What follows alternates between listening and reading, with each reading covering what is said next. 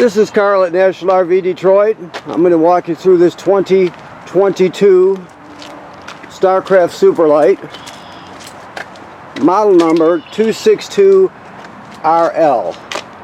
Okay, so this is a how-to video, not a floor plan video. So as we look up, this is a vent for the range hood. That's over the stove, obviously. So you want to open it up by pulling it open out right here at these thumb holes when you're venting to the outside. Otherwise you can just keep it shut. You've got a power awning with LED strip, spray hose, hook up right here, power out right here. This is your water heater right here. Okay, so this works on both gas and electric. I'll show you the switches when we get inside. This is where you drain it from right here. Just remember, never run it without water in it. Always make sure you have, after you've drained it, you refill it before you turn it on, okay? That's your vent for your furnace. You're getting a hitch with this, so this is a Husky centerline weight distribution hitch with built-in sway control. We'll show you how that operates when you pick up. This is your dump hose right here, and that's just a sticker saying this is wired for solar panel, so it's pre-wired if you wanted to buy a solar kit. There's the sprayer right there that we just talked about.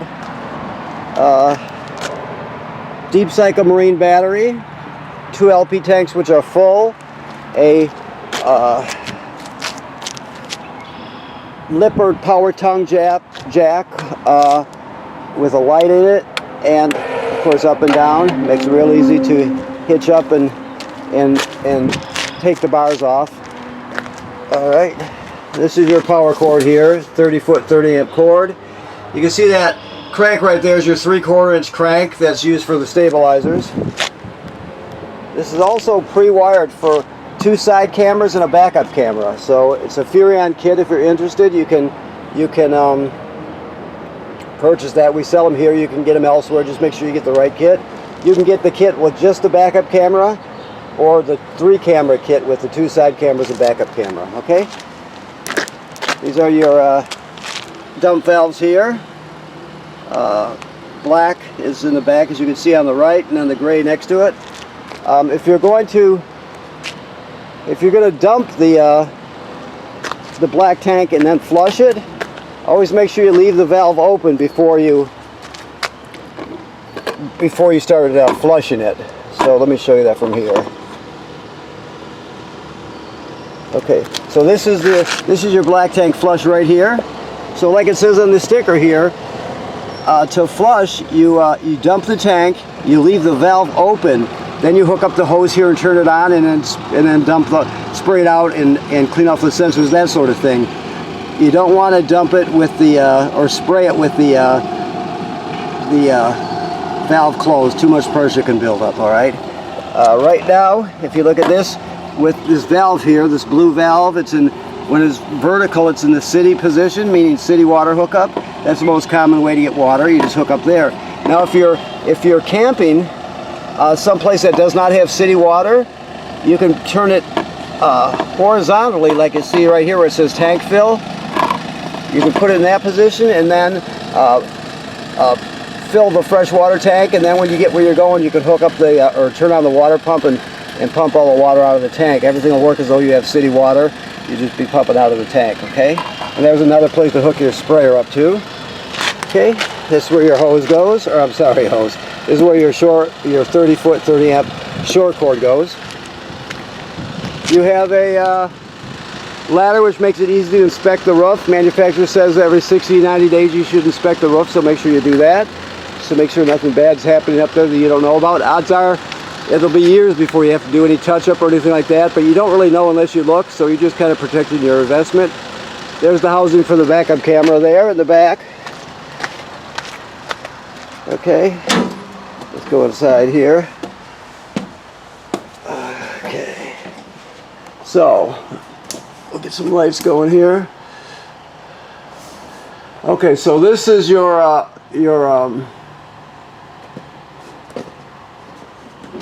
This is your slide room right there, this one here, and then this one here is your power awning. Never leave the awning out unattended if you're not going to be at the campground. Roll the awning in, okay? Your water pump is right here. Use that water pump to pump water out of the fresh water tank if you don't have city water. You also use the water pump when you're winterizing the trailer.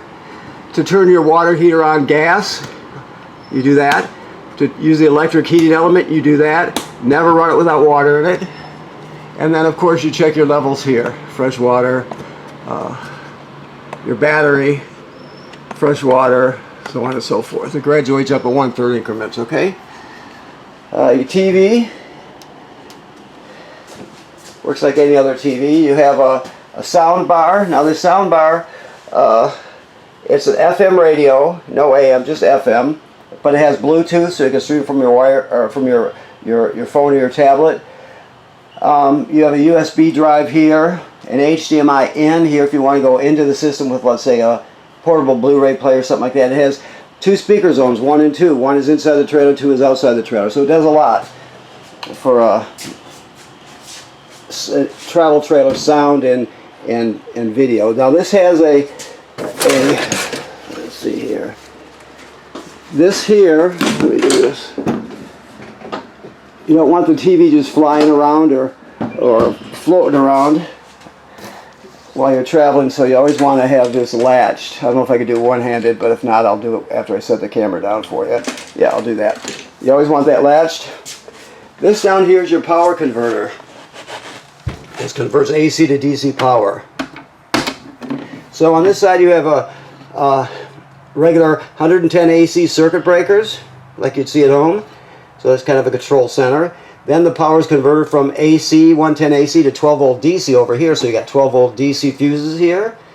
Then it also senses the battery up front and determine how much energy it needs to keep it charged. So when you're plugged into shore power, it'll see how much your battery up on the tongue needs and send enough up there to keep your battery charged. So it does 3 things. It's a center for your 110 volt AC service center, and then it's a 110 AC to 12 volt DC power converter, and then it's a battery charger also. Okay? Took a lot of words to get that out, but I got it. Okay, so your microwave works like any other microwave. This is your range hood, fan and light. Remember I told you about the baffle on the outside. You want to keep it open if you're venting to the outside. Okay, I don't know if he's got the gas turned on here, so we might just have to talk you through it. I'm not going to go back out and turn it on at this point. But you got 3 center burner knobs here for your 3 burners. This is your sparker. You turn it clockwise to spark, and this one's for your oven. So let's see what we got here. Yeah, so he's got the gas on. It's very simple. You just turn it clockwise to spark.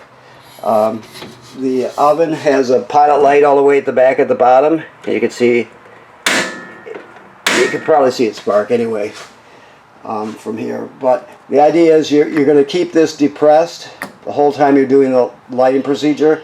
After it lights, the key is to hold it in for another 10 or 15 seconds to let the thermocouple heat up. Once it heats up, you can go to whatever temperature you want and it'll stay lit. When you shut it off, the flame goes out. So does the pilot light, so you have to relight the pilot light each time you use the oven. Make sure you always keep this shut when you're traveling. Okay. The refrigerator is a gas absorption refrigerator, so it works on 110 AC and LP gas. So you look at the mode button here. Right now it's on electric. You push it again. That's gas. Push it again. That's auto electric. That's the most common one you're going to use because it always automatically, if it can't find 110 AC, it'll automatically shift over and light on gas for you. Okay, so that's where you want it almost always, and you want the temperature up all the way too. I'm just going to shut it off right here. You have to hold the button in a few seconds to get this shut off. You can drop your table here and onto the cleats and then turn this into a bed if you choose to. All your paperwork is in here. You have rock or recliners here. Alrighty. Let's see what else we have. Your thermostat is here. You just hit the mode button to keep going through. hold it in for a few minutes or for 10 seconds or so to get it to turn on. Then you just keep poking the mode till you get where you want. Heat, air conditioning, fan. I'm going to go all the way to off here. Well, let me go back to heat and then off. Hold it in for a few seconds to get it to shut off, and there you go. Very simple. Always keep this latched when you're traveling. Always. If you don't, they'll slam together and break eventually. So you always want it locked in that position when you travel. The toilet sits right over a black tank like RV toilets do. So when you get to the campground, you hook up your power and your water. Then you're going to take a dose of chemical, put it in the bowl. Then you're going to stand on the paddle and let at least a gallon of water go into the tank below along with the chemical. Then you're all set, ready to go. If you don't put chemical and water in there, that's considered using it dry. If you use it dry, it'll eventually get clogged up and the smell will be terrible. Okay, that's a GFCI. All the plugs in the trailer are wired to a GFCI, even if they're not physically a GFCI. All right.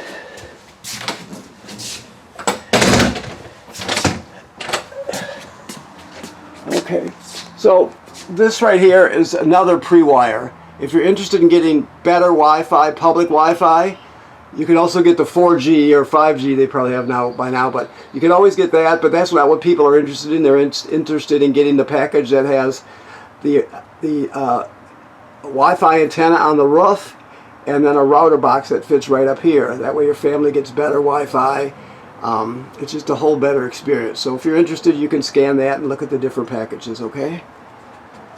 This TV right here, and there's a backer plate. Put a TV there. Of course, you have a closet here. All right. And your emergency window right here, okay? So let me look around and see if we forgot anything. I think that's it. So I want to thank you for purchasing your trailer here at National RV Detroit, and remember to inspect your roof on a regular basis. And we'll talk to you more about your trailer when you pick up. Okay? Thank you.